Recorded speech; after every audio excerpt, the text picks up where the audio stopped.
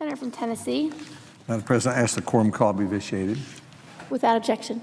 Thank you, Madam President. Madam President, this week is the 13th annual National Charter Schools Week.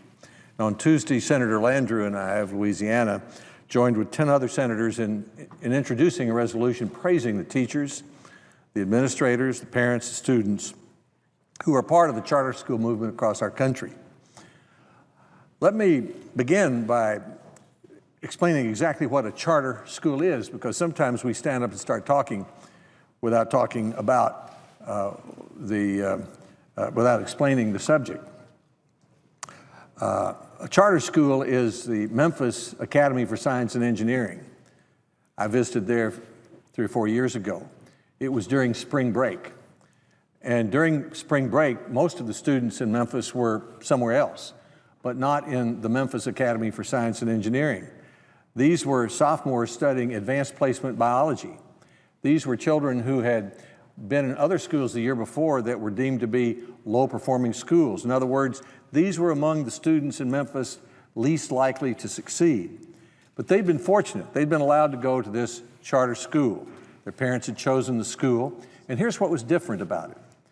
The union rules, the state rules, and the federal rules had been relaxed so that the teachers had the freedom to do in that school what they thought those children needed.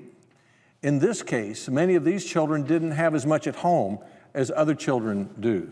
So the teachers decided the school ought to be open 12 hours a day, and it ought to be open on Saturday morning, and it ought to be open more weeks a year. And they were there, as I said, on spring break, studying advanced placement biology, which is not what many sophomores do in many schools anywhere in this country. And these children were succeeding. The school was able to pay some teachers more than others. It was able to have some classes that are larger than others. It meant that some scheduled classes were longer than others, and some children got special attention.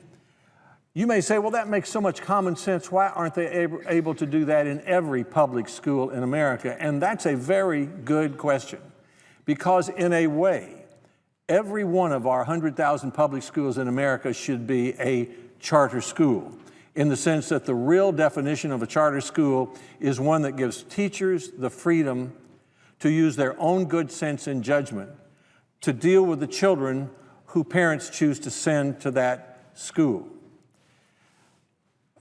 I have a little bit of a personal interest in charter schools. 20 years ago, I was the United States Secretary of Education. I was in my final year. The last thing I did in 1992 as United States Education Secretary was to write a letter to all the school superintendents in America, urging them to try what a small number of Minnesota public schools were doing, which they were then calling startup schools. These were the first charter schools in America. And the origin was primarily from those who were part of the Democratic Farmer Labor Party in Minnesota. But at the same time, on the conservative side of the ideological spectrum, there were many who were calling for getting rid of union rules and state rules and regulations that were making it harder for teachers to teach.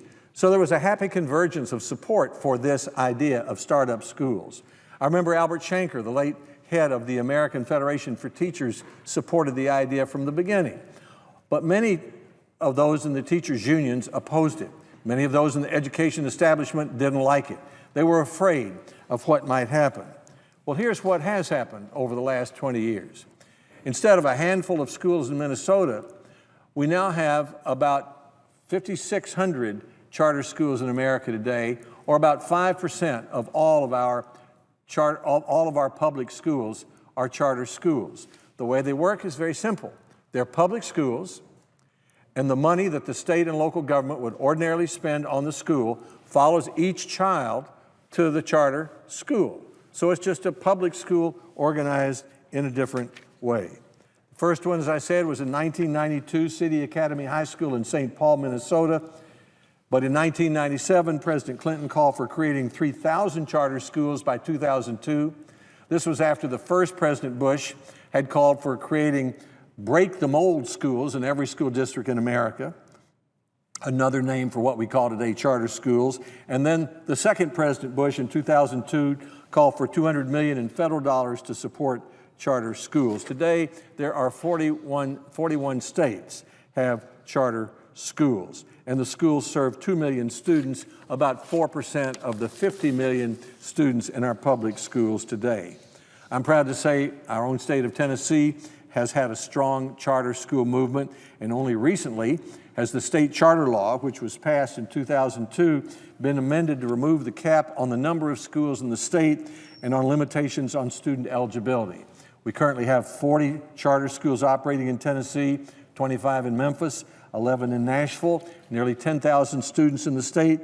Our First to the Top plan, Tennessee won the President's Race to the Top plan for education, included $14 million to expand high-performing charter schools. The Achievement School District, which Governor Haslam has created to turn around schools that are failing, has approved 3 charter operators to turn around priority schools, and we could expect more from that. So the question often is asked, well, are charter schools really helping students? And in some ways, the jury is still out. Charter schools are relatively new, and there are many factors that go into the success of a student in a school, the number one factor being what happens at home. But they're good, encouraging indications. A recent study by Stanford University found that 2/3 of the charter schools in Tennessee are improving student performance in reading or math at a faster rate than competing traditional district public schools. And 67% of charter schools in Tennessee have been improving the overall growth of their students for the last 3 years. But that means that 30% of the schools included students who weren't performing as well or were performing worse. So the fact of the matter is that not every charter school is going to be successful. Not every startup business is successful.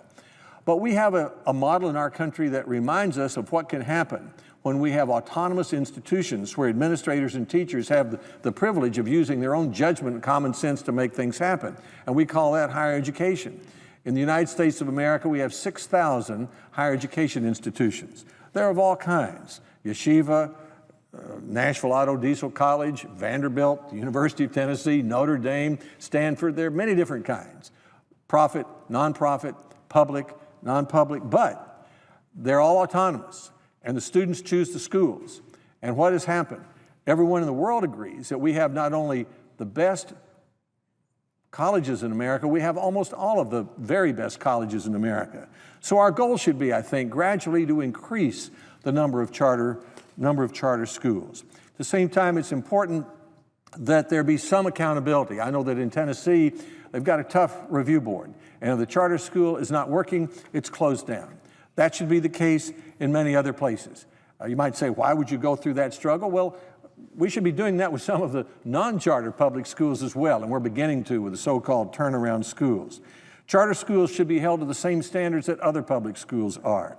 And charter schools shouldn't be allowed to pick and choose. They should be required to enroll all eligible students, and if more students want to come than they have room for, there could be some fair method for choosing the students, such as a lottery, and maybe that makes a very good case that if charter schools are so popular that more families want their children to go there, then we need even more charter schools. So, Madam President, I'm happy to come to the floor today to praise the teachers and the innovators, the presidents of both parties, including President Obama currently, and Arne Duncan, his Secretary of Education, who've strongly supported charter schools, just as President Bush and President Clinton and the first President Bush did. This is a movement that has broad bipartisan support. It has grown from a handful of schools 20 years ago in Minnesota to 5% of all of our public schools in the country. What we have found is that when you give teachers more freedom to use good judgment, and when you give parents more choices of schools, that good things happen. The charter school movement is proving that. This is a week to salute their hard work and to hope that over the next year, 5 years, 10 years, that more and more public schools become charter schools where teachers are free to exercise their judgment and parents are free to choose the schools. Thank you, Madam President. I yield the floor.